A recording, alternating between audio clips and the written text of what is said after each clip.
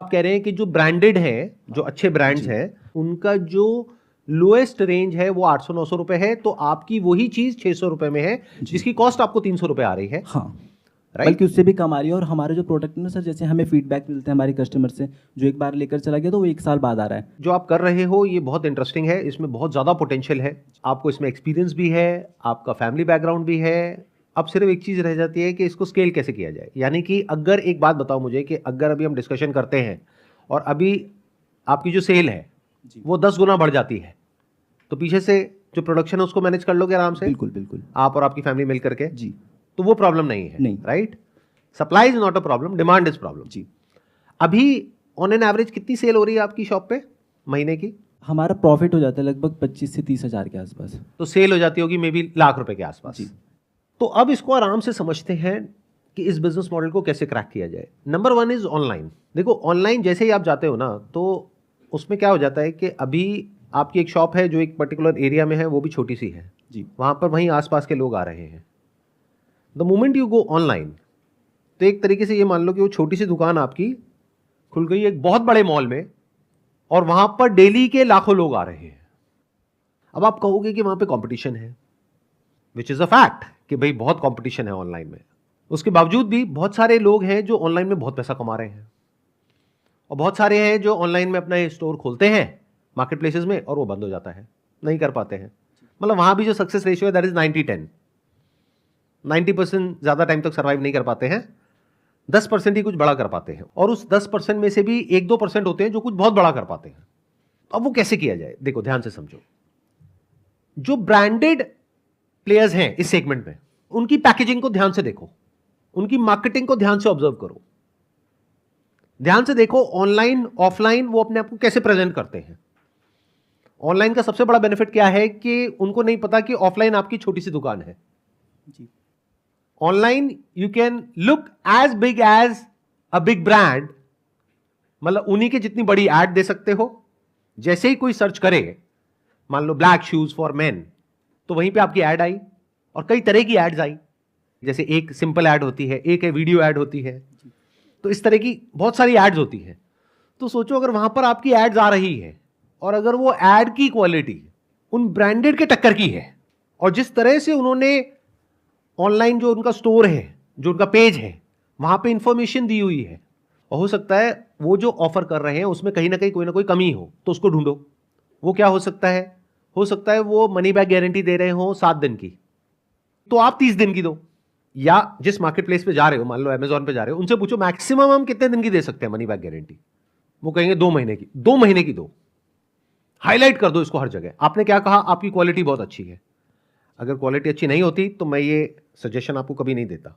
आप क्या कह रहे हो? मिनिमम 1 साल की लाइफ तो है ही। हाँ। आपके प्रोडक्ट की, राइट? तो 2 महीने की गारंटी देने में क्या दिक्कत है? कोई दिक्कत नहीं है। बिल्कुल सर। तो you have to adopt the kind of strategy which nobody else is doing and present your brand in such a way जो देखने में ऐसा लगे कि उसी के टक्कर का है या उससे भी बड़ा है। अभी भी हम सबका जो माइंडसेट है, मेजॉरिटी ऑफ आवर पॉपुलेशन, वो बहुत ही कॉलोनियल माइंडसेट है। मतलब क्या है कि हमारे सबके दिमाग में बैठा हुआ है कि भाई अगर ये फॉरेन का ब्रांड है तो अच्छा ही होगा, महंगा ही होगा, लोकल है तो सस्ता होगा। तो नाम ऐसा रख दो जो देखने में ऐसा लगे कि कोई बाहर का ब्रांड है, तो आपकी एक प्रॉब्लम सॉल्व हो गई। बिल्कुल, कि लोगों ने सुना नहीं है उसके बारे में। अरे जब बाहर का ब्रांड है तो नहीं सुना होगा ना। Yes sir. आपको एक इंटरेस्टिंग आइडिया देता हूं, इस बिजनेस में थोड़ा बहुत पैसा लगा सकते हो। हाँ, कितना तक? 2 से 3 लाख तो मैं कर लूंगा अभी भी। कर लोगे ना? ठीक है। आपका ₹1,00,000 लगेगा। पेरिस में जो डिजाइन फर्म्स है उनको कॉन्टैक्ट करो। Why Paris? Because Paris is the fashion hub of the world.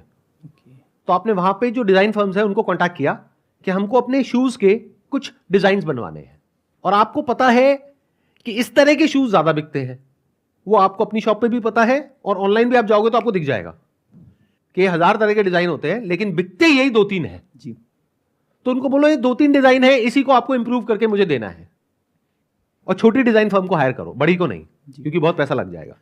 तो कोई छोटी सी फर्म होगी, वो मान लो एक डिजाइन का आपसे ले लेगी $200, तो 3 डिजाइन का कितना हो गया? $600। अब क्या बेनिफिट हुआ? आपके ब्रांड का नाम हो गया कुछ ऐसा जो फ्रेंच है, उसकी लैंग्वेज में कोई पर्टिकुलर वर्ड है, वहां से आपने ढूंढ करके निकाल दिया, which is symbolic for footwear, designed in Paris. Design वहां से बन गया, एग्जीक्यूट आपको करना है, वो आपके लिए कोई बड़ी बात नहीं है। जी। मतलब आपको सिर्फ उनका नाम चाहिए उस डिजाइन फर्म का। अब इससे क्या हुआ, आप एक झटके में जो और ब्रांड्स हैं इंडिया में उनसे बहुत आगे निकल गए as far as your branding is concerned. अब बात आएगी प्राइस की, क्या करें? देखो, ये जो इंडियन ब्रांड्स हैं उनका एक होगा लोअर एंड ऑफ प्राइसिंग, एक होगा हायर एंड ऑफ प्राइसिंग। ना आप हायर की तरफ जाओ ना लोअर की तरफ जाओ, बीच में कहीं पे चले जाओ। यानी सस्ता बेचना इज नॉट अ सोल्यूशन। हम लोग क्या गड़बड़ करते हैं, हमें ये लगता है कि अच्छा ऑनलाइन जो अनब्रांडेड है वो बिक रहा है 600 रुपए का, ब्रांडेड बिक रहा है 800 रुपए का, तो मैं बेचूंगा 500 रुपए का। और कस्टमर देखता है, वो कहता है ये तो घटिया होगा, और अगर बिक भी जाता है तो रिटर्न इतना आ जाता है और मार्जिन कम होता है, तो बिजनेस आपका बंद हो जाता है। ऑनलाइन में याद रखो, आपको मार्जिन बहुत अच्छा चाहिए, ऑफलाइन से ज्यादा चाहिए, क्योंकि ऑनलाइन में बहुत सारी ऐसी कॉस्ट होती है जो अभी आपको पता ही नहीं है। जो मार्केट प्लेस है उसका अपना कमीशन है, रिटर्न है, उसके अलावा एडवर्टाइजिंग कॉस्ट है।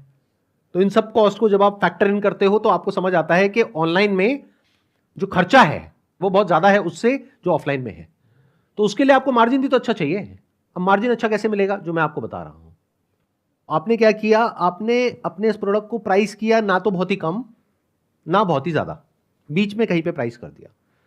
मान लो उनकी जो टॉप रेंज है वो बिकती है 2000 की, लोअर रेंज है वो बिकती है 800 रुपए की, तो आपने रखा 1200 रुपए, जो अफोर्डेबल भी हो और लोगों को लगे कि यार 800 रुपए का ये है, मेरे को 400 रुपए और देने हैं, मेरे को पेरिस का ये ब्रांड मिल जाएगा। अब ये सोचो कि जो भी कैंपेन है उसमें ऐसा क्या इंटरेस्टिंग आप कर सकते हो जो देखने में ऐसा लगे कि ये एक्चुअल में कोई बहुत बड़ा ब्रांड है। क्योंकि देखते ही ना हमारे माइंड में एक इमेज क्रिएट होती है कि ये ब्रांड बढ़िया है, घटिया है, सस्ता है या महंगा है। तो माइंड में क्या आना चाहिए, ये तो बहुत महंगा है। फिर जैसे ही बंदा प्राइस देखे कि यहां पे लिखा हुआ है 3600 रुपए और काट करके 1200 रुपए, तो सामने वाले को ये लगेगा कि मेरे को इतने की बचत हो रही है।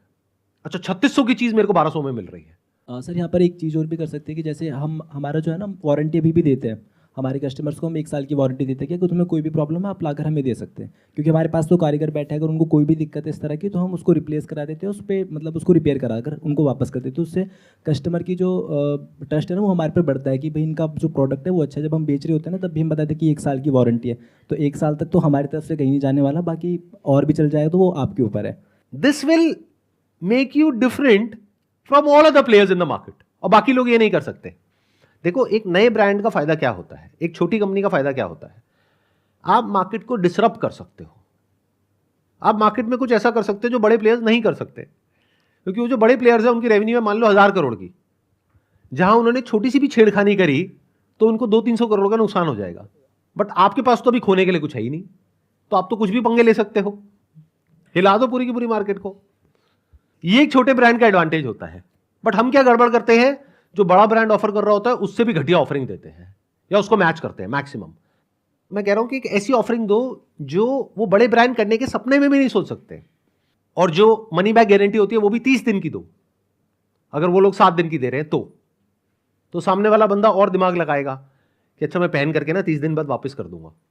लेकिन अगर उसको पसंद आ गया है, जूता ऐसी चीज है कि एक बार पैर में फिट हो जाता है ना, या तो होता है या नहीं होता है, 2-3 दिन लगते हैं, एक बार फिट हो गया तो वो जल्दी से कोई चेंज नहीं करता है। तो आपको पता है कि रिटर्न आने के चांसेस बहुत कम है अगर ढंग से इसको किया तो। अब इसमें आपको कोई ऐसा इंसान चाहिएगा जो ब्रांडिंग को और मार्केटिंग को समझता हो।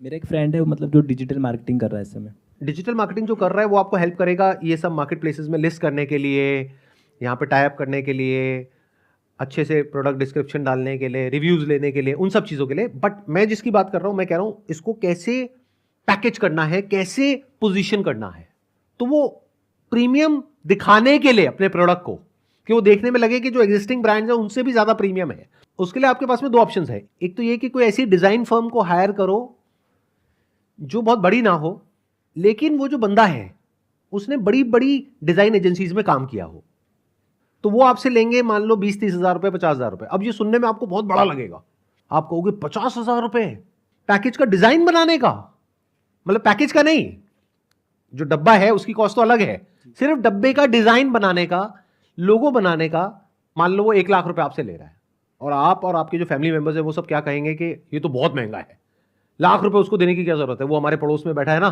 प्रिंटर, वो 2000 रुपए में कर देगा ये सारा काम, उसी से करा लो। तो आप समझिए क्या गड़बड़ हुई। आप ये नहीं समझ पाए कि ये एक इन्वेस्टमेंट है, ये कॉस्ट नहीं है। कॉस्ट में और इन्वेस्टमेंट में फर्क होता है। Packaging is not different from product. Product तो ऑनलाइन से उनके घर में बाद में पहुंचेगा, बाद में उनको समझ आएगा। अरे परसेप्शन तो पहले ही बन जाएगा देख करके, and based upon that perception या तो वो रिटर्न करेंगे या नहीं करेंगे। तो आपका पूरा बिजनेस मॉडल टिका है how you present yourself, how you package the product. इसके लिए आपको कोई बढ़िया बंदा चाहिएगा, और मैं बता रहा हूं अगर वो बढ़िया बंदा होगा, देखो अगर बहुत बढ़िया होगा तो वो तो 5-10 लाख रुपए लेगा आपसे। और अगर कोई, जैसे मैं बता रहा हूं, कोई मिड लेवल का बंदा हो लेकिन उसका काम ऐसा हो जो आपको देख करके समझ आ रहा है कि हाँ एक बड़े ब्रांड वाली फील आ रही है, तो वो ₹1,00,000 में इस काम को कर देगा। समझ गए? तो ये ₹1,00,000 को कॉस्ट मत समझ लेना, ये most important part of the business है। इसी वजह से लोग कुछ बड़ा नहीं कर पाते हैं, क्योंकि वो खुद करते हैं। ये बहुत बड़ा सीक्रेट है जो मैं आप लोगों को बता रहा हूं। बिना किसी ब्रांड का नाम लिए मैं आपको एक बात बोल सकता हूं पूरे कॉन्फिडेंस के साथ कि जो भी ब्रांड्स आपके दिमाग में छपे हुए हैं, जैसे फॉर एग्जांपल मैं बोलता हूं ब्लूटूथ हेडफोन, तो कोई ब्रांड आता है माइंड में? आता है ना? उसकी पैकेजिंग कैसी है, उसकी ब्रांडिंग कैसी है, कैसे उसने अपने आप को पोजीशन किया हुआ है, कैसे आपके माइंड स्पेस को कैप्चर किया हुआ है, ये जो सारा खेल है ये डिजाइन का है। It is all designed. तो इस पूरी स्ट्रैटेजी को क्रैक करने के लिए आपको क्या चाहिए? एक ऐसा इंसान चाहिए जो डिजाइन को समझता हो, जिसको उसमें 5-10 साल का एक्सपीरियंस हो लेकिन अभी फ्रीलांसिंग कर रहा हो, या फिर मान लो आपके सर्कल में कोई है जो बड़ी एड एजेंसी में काम कर रहा है और वो पार्ट टाइम बेसिस पे ये कर दे आपके लिए, और वैसे ही 50-60 हजार रुपए ले ले। ऐसे बहुत लोग मिल जाएंगे। फिर आपको चाहिए जो प्रिंटर जो उसको एग्जीक्यूट कर सके उस डिजाइन को, वो डिजाइनर ही आपको बता देगा। या फिर आपको ढूंढना पड़ेगा कि दिल्ली एनसीआर में सबसे बढ़िया प्रिंटर्स कौन से हैं जो इस तरह की प्रिंटिंग करते हैं। तो ये हो गया पैकेजिंग का पार्ट। फिर आपको चाहिए एक ऐसा इंसान जो कि ये ऑनलाइन मार्केट प्लेसेस का जो पूरा का पूरा मॉडल है इसको अच्छे से समझते हैं। तो entrepreneurship is all about bringing things together. ध्यान से सुनना, ध्यान से समझना। मैं दोबारा से रिपीट करूंगा इस बात को। आप लोगों के माइंड में क्या गलतफहमी बैठी हुई है कि वो लोग जो बिजनेस में बहुत पैसा कमाते हैं उनमें कुछ एक्स्ट्रा ऑर्डिनरी होता है। अरे नहीं, एक्स्ट्रा ऑर्डिनरी आप में होता है। वो लोग जो जॉब करते हैं, ये बात समझ आई? Yes sir. जैसे स्टीव जॉब्स एप्पल के को फाउंडर जो थे, उनमें खुद में कुछ भी एक्स्ट्रा ऑर्डिनरी नहीं था, बट उनको यह पता था कि जो सामने वाला इंसान है जो उनके वहां पे काम कर रहा है उसमें क्या एक्स्ट्रा ऑर्डिनरी है। तो हर डिपार्टमेंट में एक्स्ट्रा ऑर्डिनरी लोगों को साथ में कैसे लेकर के आना है, ये एक एंटरप्रेन्योर का रोल होता है। कि जो बेस्ट इंसान है उस पर्टिकुलर एस्पेक्ट ऑफ बिजनेस में, उसको कैसे हायर करना है, या तो फुल टाइम बेसिस पे अगर आप बड़े हो तो, अगर छोटे हो तो कैसे उससे काम करवाना है। बहुत सारे ऐसे एंटरप्रेन्योर्स हैं जिनको मैं जानता हूं जिनके अंदर कोई स्किल नहीं है और वो अरबों खरबों रुपए कमा रहे हैं। क्यों? क्योंकि उनकी कंपनी में जो लोग काम करते हैं उनके अंदर वो सारी स्किल्स हैं। तो अगर एक बिजनेस को सक्सेसफुल बनाने के लिए ये 10 स्किल्स चाहिए, तो उन्हें पता है कि इन 10 स्किल्स में, ये जो अलग अलग स्किल्स है, इसमें कौन इंसान है जो बेस्ट है। तो एक तरीके से पजल के अलग अलग 10 पीसेस हो गए, उनको ला करके जोड़ दिया। This is the essence of entrepreneurship. Her field में होता है, लेकिन एक स्ट्रैटेजी नाम की भी चीज होती है, एक प्लानिंग नाम की चीज होती है। बिना स्ट्रैटेजी के आप कंपटीशन में उतर गए तो बिल्कुल ऐसा है, जंग के मैदान में उतर गए बिना तलवार के। अगर वहां पे सबके हाथ में तलवार है तो मारे जाओगे। तो अगर आपका सवाल यह है कि बिना किसी स्ट्रैटेजी के मैं इस बिजनेस में करूं या ना करूं, तो मेरा जवाब है नहीं, मत करो। ये बिजनेस गारंटेड फेल होगा। लेकिन अगर कोई स्ट्रैटेजी है और उसे अलग, क्योंकि वो लोग आपसे पुराने हैं तो वो आपसे जीत जाएंगे, क्योंकि उनको बहुत कुछ ऑलरेडी पता है, आपको सीखने में 1-2 साल लग जाएंगे। तो give me a proper plan और अ स्ट्रैटेजी, और अगर नहीं है तो क्लियर बोलो कि नहीं मेरे पास में अभी नहीं है, बट आई वांट दैट। तो फिर हम दिमाग लगाएंगे मिल करके। हाँ, बट स्ट्रैटेजी नहीं है, आप मुझे प्लीज टिप्स दीजिए। मैं कोई देखो, आप सोच रहे हो फैशन एक्सेसरीज का काम करने का। अभी पूरी दुनिया में लोग क्या सोच रहे हैं कि हम ये काम करते हैं क्योंकि ये करना बहुत आसान है। आप यूट्यूब पे जा करके सर्च करो fashion accessories for women wholesale market, आपको हजारों वीडियोस मिल जाएंगी। Yes sir. बहुत लोगों का तो यही बिजनेस है। वो क्या करते हैं, ऐसे लोगों के पास में जाते हैं, दुकानदारों के पास में, उनसे पैसे लेते हैं, वीडियो बनाते हैं, वहां पे देख करके तारीफ करते रहते हैं। देखिए ऐसी वीडियोस आप लोगों ने? हाँ जी, हाँ जी। सिर्फ 2,000 रुपए का, वाह, होलसेल पे, और ये तो 8,000 का बिक जाएगा। हाँ जी हाँ जी, 10,000 का बिक जाएगा। अरे वाह, ये तो बहुत बढ़िया है। बस उनका यही काम है। Yes sir. मतलब वो वाह वाही करते रहते हैं, वाह वाही करने के पैसे लेते हैं। हाँ जी, हाँ जी। इसमें मार्जिन बहुत अच्छा है, क्योंकि आप मान करके चलो, अगर ये जो एक्सेसरीज हैं, फैशन एक्सेसरीज जिसमें आ गया ज्वेलरी, आ गया ईयरिंग्स, आ गया, उसके अलावा और बहुत सारी तरह की एक्सेसरीज होती है फीमेल्स की, तो यस सर। अगर कॉस्ट आती है मान करके चलो 100 रुपए 200 रुपए, तो वो मार्केट में बिकता है 500 रुपए 600 रुपए 1000 रुपए, तो मार्जिन अच्छा खासा है। तो हमारा दिमाग चलने लग जाता है कि यार मैं भी ये कर लेता हूँ। तो आप अकेले नहीं हो, आपके जैसे और बहुत सारे लोग हैं जो ये सोच चुके हैं। अच्छा एक बात बताओ, आपका क्या ऑनलाइन मार्केटिंग में, डिजिटल मार्केटिंग में कोई किसी तरह का एक्सपीरियंस है? नहीं सर, नहीं। न्यू है। तो मैं ऑनलाइन मार्केटिंग, डिजिटल मार्केटिंग आपको रिकमेंड नहीं करूंगा, because that is very very competitive. और उसमें शुरू में क्या होता है, बहुत हिट एंड ट्रायल होता है, उसको क्रैक करने में बहुत टाइम लग जाता है। मतलब एक ऐसे ऐड कैंपेन को जिसकी कि ROI पॉजिटिव हो, मतलब समझ गए कि अगर ऐड में आपने 1000 रुपए लगाया तो फायदा तब है ना जब आपने 1000 का 5000 किया, तभी तो पैसा कमाओगे। 1000 रुपए में 2000 का माल बेच भी दिया तो आप लॉस में चले गए। तो इसको क्रैक करने में बहुत टाइम लगता है, और वो आपका बैकग्राउंड नहीं है। तो मैं आपको क्या रिकमेंड करूंगा, कुछ ऐसा करो जो कोई नहीं कर रहा है। यानी क्या, आप अभी किस एरिया में रहते हो? कादीपुर कुशक नंबर 1। तो उस एरिया में क्या इस तरह की शॉप्स हैं? नहीं, बट डिमांड ही नहीं है सर इन चीज़ों की। एक मतलब डिमांड छोटा क्यों सा, नहीं है? क्योंकि वहां पे फीमेल्स नहीं रहती हैं। नहीं छोटा सा गांव है, वो फीमेल्स है, पर वो जो मेरे मतलब जो मेरे वो है चीज़ें, पर वो मोस्टली वैसी लड़कियां खरीदती हैं ना जो आजकल मॉडर्न टाइप लड़कियां। आपकी चीजें मतलब क्या, आप बना रहे हो वो चीजें? नहीं नहीं, जो भी हम मतलब लेंगे मार्केट से, वही क्यों लोगे, कुछ और क्यों नहीं लोगे? क्योंकि डिमांड उनकी ज़्यादा है मेरे ख्याल से आज के टाइम में। आपके ख्याल से या एक्चुअल में एक्चुअल में डिमांड उनकी ज्यादा है? हाँ आपको कैसे पता? सर, मैंने थोड़ा एक्सप्लोर किया था मार्केट्स को, उसमें देखा आजकल मतलब औरतें कितनी कौन घरों में वो गहना पहन के रखती हैं, पर लड़के आजकल बाहर जाते हैं तो इयरिंग्स रिंग्स जो पेंडेंट्स हैं हर किसी के गले में मैंने देखे हैं। हर कोई मतलब जैसे कि आजकल इंस्टाग्राम पे बहुत पेजेस चल रहे हैं, तो मैं सबको एक्सप्लोर करता हूँ, अंदर अंदर कमेंट सेक्शन में जाके देखता हूँ क्या मतलब क्या उनकी क्या क्वायरीज़ हैं, किस चीज़ पे वो ज़्यादा फोकस कर रही हैं, कैसे डिज़ाइन चाहिए उनको। उस बेस पे मैं मतलब बता रहा हूँ आपको कि इनकी डिमांड ज़्यादा लगती है मेरे को। जिस चीज की डिमांड ज्यादा होती है उसकी सप्लाई भी ज्यादा होती है। हाँ। ये बेसिक डिमांड और सप्लाई का रूल है, तो वहां पे कंपटीशन ज्यादा होता है। क्लियर? Yes sir.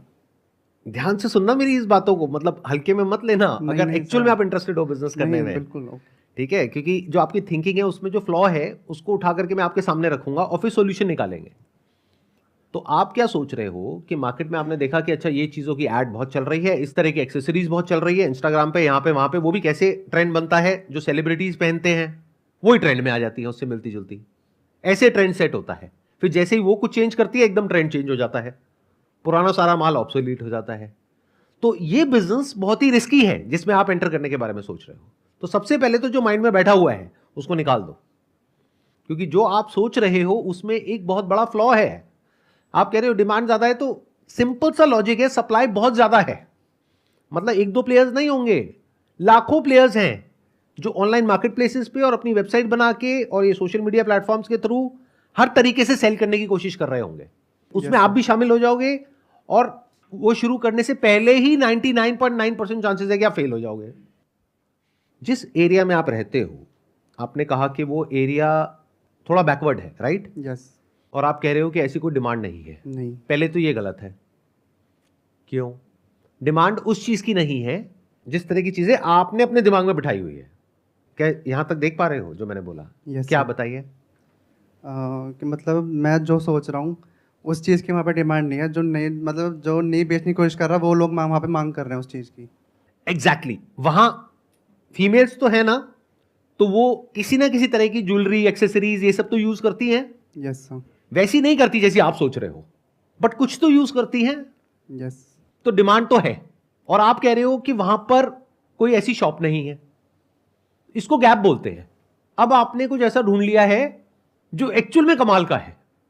देखो क्या होता है, बड़ी मजेदार आपको बात बता रहा हूं बिजनेस में क्या होता है। जो अपॉर्चुनिटी होती है ना वो हमारे सामने होती है, बट हमें दिख नहीं पाती है। जैसे फॉर एग्जाम्पल मैं यहां पर बैठा हूं, अब आप में से मैं कुछ लोगों को दिख रहा हूं, कुछ को नहीं दिख रहा हूं। जैसे स्कूल कॉलेज में क्लासेस चल रही है, प्रोफेसर सामने है लेकिन कुछ को दिख रहा है, सुनाई दे रही है उसकी बातें, कुछ को नहीं दे रही। उसके पीछे क्या रीजन होता है? उनका इंटरेस्ट नहीं होगा ज़्यादा। Number 1 is interest. Interest in what? Interest in जो अभी हो रहा है। उनका इंटरेस्ट कहां पर है? अपनी ख्याली दुनिया में। वो बैठे यहां पर है लेकिन अपने ख्यालों में खोए पड़े हैं। तो आप भी इस वक्त, बुरा मत मानना, लेकिन अपनी एक ख्याली दुनिया में हो जिस वजह से आप सुन नहीं पा रहे कि मैं बोल क्या रहा हूं। अगर उस दुनिया से आप बाहर निकल जाओ, मैं पहले स्टेप में आपको उससे बाहर निकालने की कोशिश कर रहा हूं। जिस दुनिया में आप हो वहां पर गारंटेड फेलियर है, और जिस दुनिया की मैं बात कर रहा हूं वहां पे गारंटेड सक्सेस है। लेकिन उसको देखने के लिए एक ऐसी नजर चाहिए जो ख्यालों से फ्री हो, जो रियलिटी को देख सके। That is the starting point of business. Business का मतलब ये नहीं है जैसे लोग समझते हैं आइडियाज। जैसे मेरी सीरीज चल रही है, लोग क्या लिख रहे हैं, सर ये जो आइडियाज आप दे रहे हो ना वो बहुत कमाल के हैं। घोंचू है वो लोग, क्योंकि अगर इन आइडियाज के बेस पे वो काम करेंगे गारंटेड फेल होंगे। Ideas is not important. ये जो बीच बीच में बोल रहा हूं ना, जिस तरह से देख रहा हूं, अगर ऐसी उनकी नजर हो गई तो दुनिया की कोई ताकत उनको रोक नहीं सकती बिजनेस में आगे बढ़ने से। बट अगर वो थॉट प्रोसेस को नहीं समझे, आइडियाज में अटक गए, महामूर्ख है। आइडियाज का क्या है, गूगल पे जाओ, जाकर के सर्च करो most profitable business ideas in 2023 in India, हजारों आइडियाज आ जाएंगे। देखते रहो बैठे बैठे, हाँ बहुत बढ़िया बहुत बढ़िया बहुत बढ़िया। तो उससे क्या होता है, आपको प्रॉब्लम को देखना है। एक मार्केट में एक प्रॉब्लम को समझना है, एक गैप को ढूंढना है, फिर उस गैप को फिल करना है। इसको बोलते हैं बिजनेस। तो आपने बिजनेस के एक एस्पेक्ट को तो देख लिया, वो क्या, इस प्रोडक्ट की डिमांड बहुत ज्यादा है। बट दूसरे को नहीं देख पाए, वो क्या, कि इसकी सप्लाई बहुत ज्यादा है। इसलिए बिजनेस मॉडल बेकार है, ओवर सप्लाई टेरिटरी में चला गया है। तो मुझे कोई ऐसी मार्केट ढूंढनी होगी जहां पर डिमांड बहुत ज्यादा है, सप्लाई है ही नहीं। सिंपल। तो मैं क्या कर रहा हूं, अभी जो आपकी स्ट्रेंथ्स हैं उसके बेस पे खेल रहा हूं। मैं पहले आपको सुन रहा हूं, आपको समझ रहा हूं, आपको एनालाइज कर रहा हूं, उसके हिसाब से आपको एक सोल्यूशन दे रहा हूं। हो सकता है आपकी जगह कोई और होता और इस बिजनेस को डिस्कस कर रहा होता, मैं उससे किसी अलग तरीके से बात कर रहा होता। उससे मैं हो सकता है ऑनलाइन के बारे में बात कर रहा होता। बट अब मैं आपसे जो बात करने वाला हूं वो कनेक्ट होगा आपकी स्ट्रेंथ से, और कुछ ऐसा जो आपके लिए करना बहुत आसान है। वो क्या है, क्योंकि आपने कहा कि मैं एक ऐसे एरिया में रहता हूं जो कि थोड़ा सा बैकवर्ड है, तो इसका मतलब क्या है कि वहां पे रेंट कम होगा। यस। अच्छा एक बात बताओ, जहां पे आप रहते हो वहां पर आसपास में कोई ना कोई मार्केट भी होगी। हाँ जी। कुछ ऐसी शॉप्स होंगी जहां पे बहुत लेडीज आती हैं, मान लो साड़ी, सूट या जो भी उनके कपड़े होते हैं वो खरीदने के लिए, जिसके साथ में एक्सेसरीज भी चाहिए, लेकिन वो एक्सेसरीज नहीं बेच रहे हैं। क्या हो, उसके जस्ट अपोजिट या उसके आसपास में आप एक शॉप ले लो छोटी सी, और वहां से शुरुआत करो, तो क्या होगा, लगाओ दिमाग। तो मेरे सक्सेसफुल होने के चांसेस ज़्यादा बढ़ जाएंगे। क्यों? क्योंकि सर जैसे कि मान लो कोई आए सूट, कोई कस्टमर सूट लेने आया, उनको उसकी मैचिंग की ज्वेलरीज भी चाहिए होंगी, और वो देखेंगे उसकी दुकान जस्ट साइड में है, तो पहले वो वहाँ आना प्रेफर करेगी कहीं और जाने के बजाय। लेकिन it is easier said than done. उसके लिए आपको क्या करना होगा, सबसे पहले अपनी ख्याली दुनिया से बाहर आना होगा। अभी आप क्या कर रहे हो, जिस तरह का कंटेंट कंज्यूम कर रहे हो इंस्टाग्राम पे, उसको करना बंद करना होगा। इस सोशल मीडिया की दुनिया से बाहर निकलना होगा, क्योंकि हो सकता है वैसा कुछ वहां पर उस एरिया में चल ही नहीं रहा है, उस एरिया में कुछ और ही चल रहा है। तो बैठ करके वहां पे ऑब्जर्व करना होगा, और इस तरीके से करना होगा कि उनको पता ना लगे, क्योंकि पता लग गया तो बहुत जूते पड़ेंगे। आप किसी की बीवी को देख रहे हो घूर घूर करके, वो भी ऐसी ऐसी जगहों पर जहां ज्वेलरी पहनते हैं, तो इसका क्या मतलब निकलेगा कि पीटो इस बंदे को। तो पिटाई से बचने के लिए कहीं छुप करके आराम से बैठ करके देखना होगा, ऑब्जर्व करना होगा कि वहां पे किस तरह की एक्सेसरीज चलती हैं, किस तरह की ज्वेलरी चलती है। फिर अपनी टारगेट सेगमेंट को क्लियरली डिफाइन करना होगा कि अच्छा यहां पर किस तरह की शॉप्स हैं। ये सब चीजें पता है किस में आ रही हैं, इन सबका ड्रीम से, ख्यालों से, गोल से, विजन से, इन सब से कोई मतलब नहीं है। ये सब रियलिटी पे बेस्ड है। यानी कि अगर मेरे को बिजनेस करना होगा, मैं क्या करूंगा, सबसे पहले वहां पर देखूंगा जिस तरह की शॉप्स में ऑलरेडी बहुत सारी फीमेल्स आ रही हैं, उसमें भी कई कैटेगरीज होंगी। कुछ शॉप्स होंगी जहां पर डेली की मान लो 10 या 20 फीमेल्स आती हैं, कुछ होंगी जहां पर एक दिन की मान लो 200 फीमेल्स आती हैं, और वहां पे पैर रखने की जगह नहीं होती है। तो अब वहां पर जिस तरह के कपड़े मिल रहे हैं, उनके साथ की जो एक्सेसरीज चाहिए वो मैं देखूंगा वहां पर आसपास में है या नहीं है। अगर है तो वहां शॉप नहीं खोलूंगा, लेकिन अगर वहां पर नहीं है उसके वॉकिंग डिस्टेंस में, तो ये गोल्ड माइन है। अब उसको क्रैक करने के लिए, क्योंकि लाखों तरह की एक्सेसरीज है, तो क्या रखोगे वहां पर जो आपकी पसंद की है, नहीं, या जो आपके माइंड में घूम रही है, जो इंस्टाग्राम पे चल रही है? नहीं नहीं, फिर जो उनको चाहिए उस टाइम पे। जो उनको चाहिए, यानी कि जिस तरह की ज्वेलरी वहां पर चलती है, हाँ जी। हो सकता है उस तरह की ज्वेलरी किसी और मार्केट पे आप लेकर के जाओ तो वो कहेंगे ये बहुत घटिया है, बट उनके लिए बढ़िया है। तो वहां से शुरुआत करो। पहले समझो मार्केट की नीड क्या है, मार्केट में गैप को ढूंढो, एक ऐसी लोकेशन को ढूंढो जहां पर के श्योर शॉट वो काम चलने के चांसेस हैं। मेरी कैलकुलेशन कहती है कि अगर आप सही से इस काम को करते हो तो इसमें कितना पैसा कमाया जा सकता है उसकी कोई हद नहीं है। उसके लिए आपको क्या करना है, बहुत आसान है। ऐसी जो शॉप्स हैं अलग अलग एरियाज में, दिल्ली एनसीआर में, ऐसी एक दो नहीं है, बहुत सारी है। उसमें से कुछ है जो बहुत कामयाब है, कुछ है जो इतनी नहीं है। दोनों को देखो, वो क्या सही कर रही है और वो क्या गलत कर रही है। वहां से सीख करके फिर अगर आप प्रॉपर तरीके से इस बिजनेस को करो तो ये बहुत आगे जा सकता है।